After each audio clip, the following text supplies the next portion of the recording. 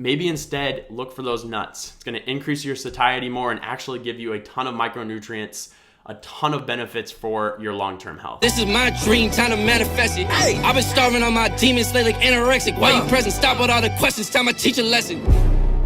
What is up, team? This is Quinn Stilson with the Quan Coaching. Today I want to tell you why you should have nuts in your diet, why you should go nuts for nuts, and why a handful of nuts a day not only keeps the doctor away, but may even save your life. Nuts are something that if you look at diets of people who are living the longest, they are including nuts in their diet.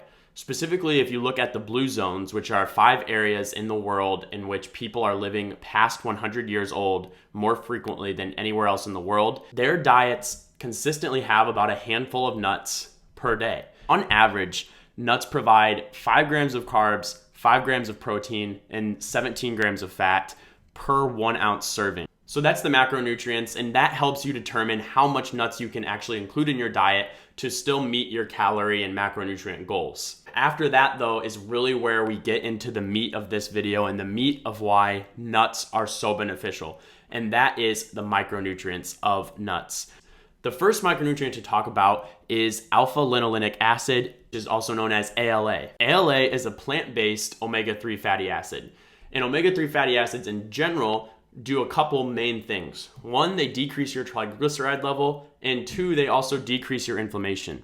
Both of these things cause decreased cardiovascular disease risk, and that is why eating a handful of nuts a day is going to greatly decrease your cardiovascular disease risk, partly due to this omega-3 fatty acid content. Second micronutrient to talk about is vitamin E. Nuts contain on average about 70% of your required vitamin E intake every day. Vitamin E is super important because it's an antioxidant. It's against reactive oxygen species, which are created due to fat oxidation. What these reactive oxygen species do is they break down cell membranes, and thus they're correlated with a lot of disease processes, including cancer, cardiovascular disease, cataracts, etc. So vitamin E, being an antioxidant, combats all of those disease processes. The next micronutrient that nuts have a lot of is magnesium. Again, only 1 handful of nuts, that 1 ounce serving is going to give you 20% of your required daily magnesium. And what does magnesium do? Well, again, similarly to these omega-3 fatty acids, it decreases inflammation. So that's one property that we're going to see a lot of with nuts, is this decreased inflammation. And then in studies that look at those with deficient magnesium levels versus those who have their magnesium levels optimized, they demonstrate that an optimized magnesium level is associated with decreased cardiovascular disease risk. It's associated with decreased metabolic syndrome, decreased diabetes, decreased high blood pressure incidence, etc. So magnesium, a very important micronutrient that nuts have. Next micronutrient to talk about is L-arginine. And for those of you who are into bodybuilding or fitness, you may have heard of this because this is a supplement that bodybuilders often take. And why they take it is because L-arginine creates more nitric oxide, which allows for the dilation of blood vessels. When you get dilation of blood vessels, you get more blood flowing to the muscles, and because of this, you're able to get a better pump, get a better workout in. Now, L-arginine from nuts, you don't get as much as you're going to supplement. You get about 1 gram per serving versus you would supplement about 3 to 6 grams if you were using it for bodybuilding fitness purposes. However, just supplementing with nuts, getting that 1 gram of L-arginine a day is beneficial for that endothelial function, that barrier of the blood vessels, that if it is well functioning, it's going to be very important to prevent cardiovascular disease risk, which is essentially caused by a breakdown of that inner lining of the blood vessel. Last thing to talk about as far as the makeup of nuts is how high it is in fiber. In general, you're getting about 3 grams of fiber per serving of nut, which is going to be super beneficial for obviously your bowel movements and your bowel health. However, fiber has a lot of other properties outside of just increasing your bowel function. 1, it's shown to decrease your cholesterol. 2, it's been shown to increase adiponectin.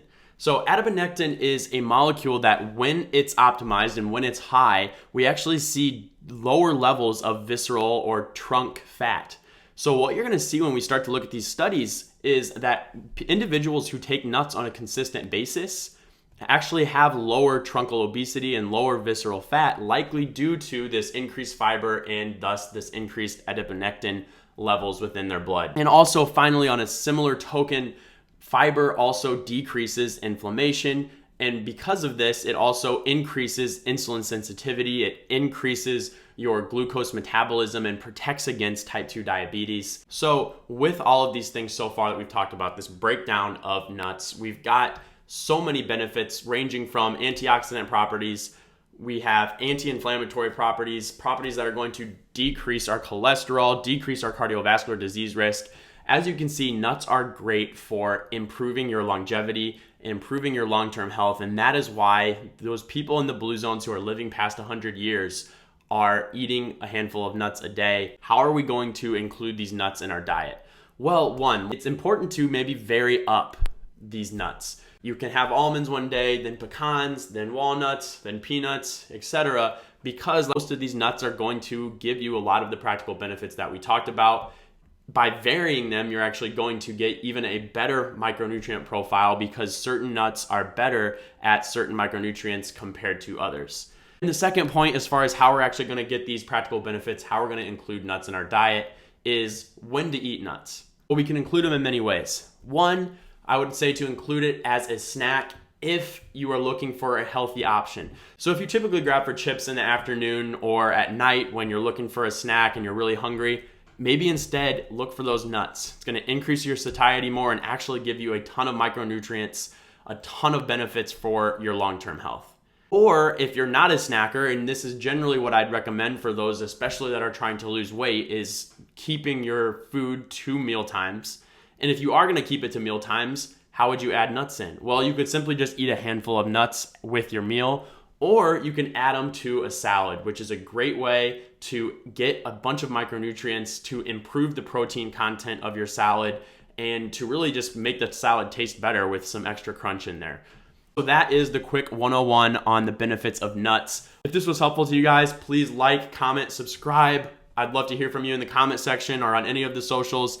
And as always, hit up thequancoaching.com for all of your coaching needs. And with that, I will see you all next session.